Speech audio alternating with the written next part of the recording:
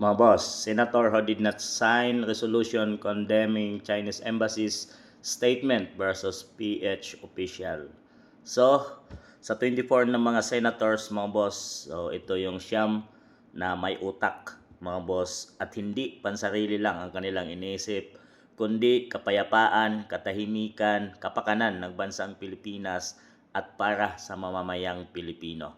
Senator Alan Peter Cayetano, Senator Pia Cayetano, Senator Bato de la Rosa, Senator Cheese Escudero, Senator Bongo, Rodante Marcoleta, Amy Marcos, Robin Padilla, Senator Joel Villanueva. Apat yata dito mga boss, no, ang mga abogado. So alam nila ang batas, mga boss.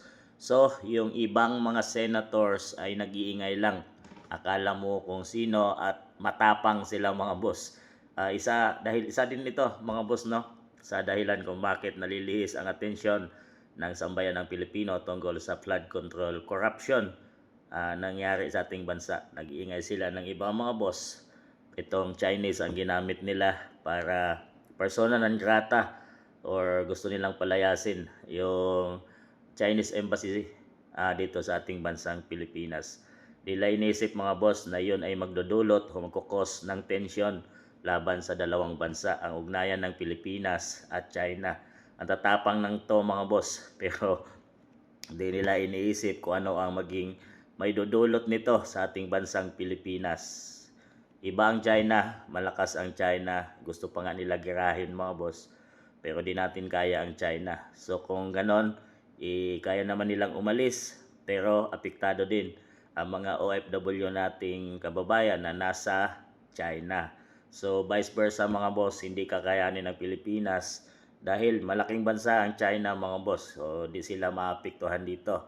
Ang apektado ay tayong Pilipinas na nagtitrade palitan ng mga supply China to Pilipinas, mga boss. At ang tensyong mangyayari pag ito ay natuloy, mga boss. Ito yung mga senators na pinag-iisipan at may utak, mga boss. So be proud at palakpakan natin ang mga senators na to na mayroong sariling panindigan at iniisip ang kapakanan ng mamayang Pilipino, hindi lang ang pangsarili, mga boss, at ang kapakanan ng bansang Pilipinas, katahimikan ng bansang Pilipinas, dahil ito ay magdudulot ng tensyon, mga boss.